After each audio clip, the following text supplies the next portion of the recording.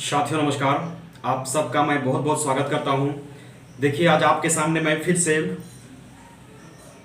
हाजिर हुआ हूं और मैं आज आपको एक अच्छी खबर देने के लिए आया हुआ हूं। जी हाँ, मैं बात कर रहा हूं पंचायत सचिव, स्पेशल ब्रांच और एक्साइज कांस्टेबल अभ्यर्थियों के बारे में, जो इतने लंबे समय से उनका रिजल्ट को पेंडिंग रख दिया गया था।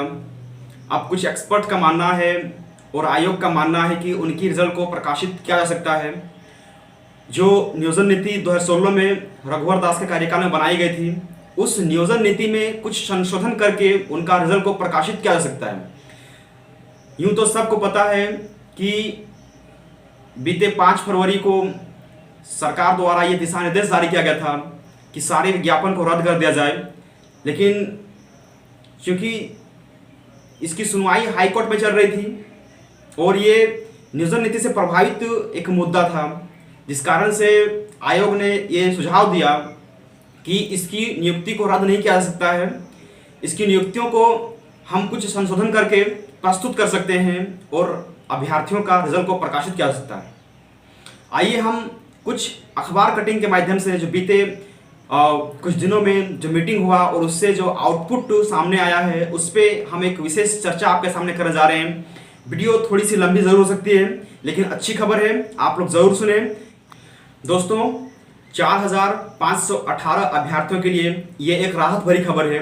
4518 अभ्यर्थी एक्साइज कांस्टेबल, स्पेशल ब्रांच और पंचायत सचिव, ये तीनों वैकेंसी को मिलाने से उतनी बहालियां होती है और उनके लिए एक अच्छी खबर है कि अब उनकी फंसी नौकरियों का समाधान निकल सकता है। सरकार इसके लिए रास्ता निकाल रही है। राज्य कर्मचारी चयन आयोग इसका समाधान ढूंढने में लगा है कि 2 साल से नियुक्ति परीक्षा के रिजल्ट का इंतजार कर रहे पंचायत सचिव, विशेष शाखा और उत्पाद सिपाही के तमाम अभ्यर्थियों के लिए एक राहत भरी खबर है।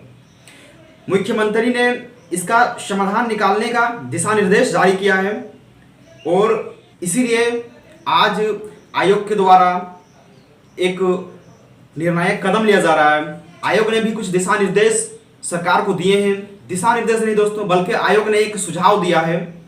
आइए बात करते हैं क्या था आखिर मामला। इस पूरे विज्ञापन में अभी समाधान यही निकल सकता है कि कोई भी अभ्यर्थी है वह दूसरे जिला में अगर जाना चाहेंगे तो 4518 पद में फंसी नौकरियां खुल सकता है रास्ता, और वो दूसरे जिला में भी जा सकते हैं। शेड्यूल्ड को नॉन शेड्यूल्ड में, नॉन शेड्यूल्ड को शेड्यूल्ड में, इस तरह का यहाँ पे एक काम चल रहा है ताकि इसे राज्य स्तरीय बहाली बना करके प्रकाशित किया जाए।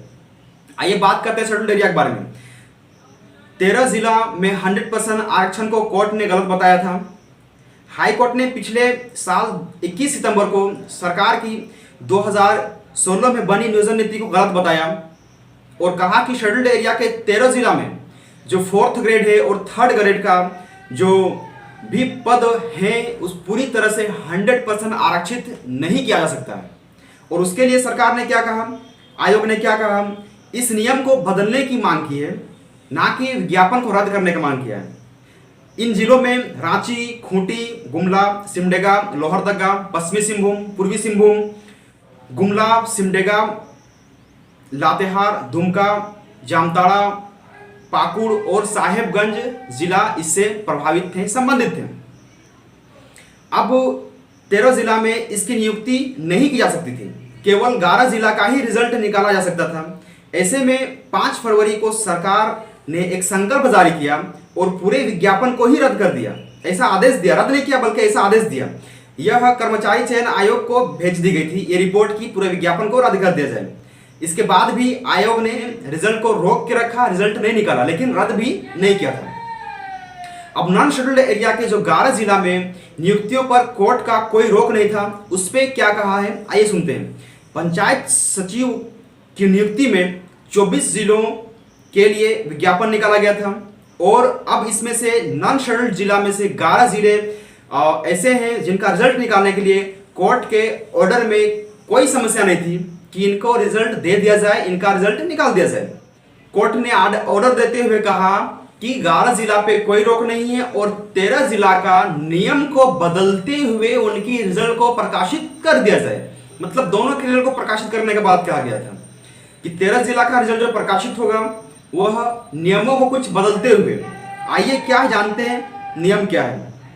इसके लिए चुने गए सभी अभ्यर्थियों से दोबारा प्राथमिकता का मांग करके पूछ सकती है कि वे किस जिले में जाना चाहते हैं।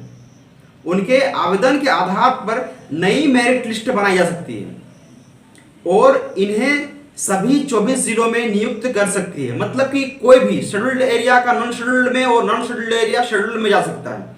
यह नियम बताया गया है। विज्ञापन रद्द करने का संकल्प जारी हुआ था, लेकिन जेएसएससी ने अब तक से ऐसा नहीं किया है। इसलिए लंबित रिजल्ट प्रकाशित होने की 100% संभावना बनी हुई है, और जिसमें से एक्साइज कांस्टेबल, स्पेशल ब्रांच और पंचायत सचिव के तमाम अभ्यर्थियों के लिए एक बड़ी खबर है और राहत की खबर है। आइए कुछ एक्सपर्ट का क्या मानना है कि कोर्ट ने रिजल्ट निकालने के लिए कहा था, आखिर किस तरह की बात कही गई थी। नियोजन नीति रद्द करने का मामला शिक्षकों की नियुक्ति के विवाद से जुड़ा था, जिसमें सोनी कुमारी बनाम झारखंड सरकार के मामले में पंचायत सचिवों की नियुक्ति रद्द करने का दिशा निर्देश नहीं दिया था। केवल इतना कहा था कि शेड्यूल्ड जिलों में आरक्षण के नियम बदले और नॉन शेड्यूल्ड जिले में नियुक्ति का रास्ता शुरू से ही तो साफ था।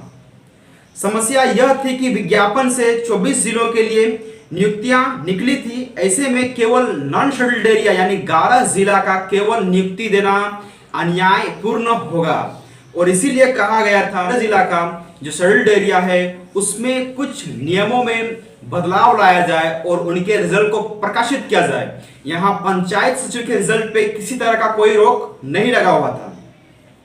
अब आइए बात करते हैं यहाँ पे कि कर्मचारी चयन आयोग ने अब तक रद्द नहीं किया है विज्ञापन, इसीलिए पूरा का पूरा उम्मीद है कि नियुक्ति होगी और रिजल्ट भी आएगा।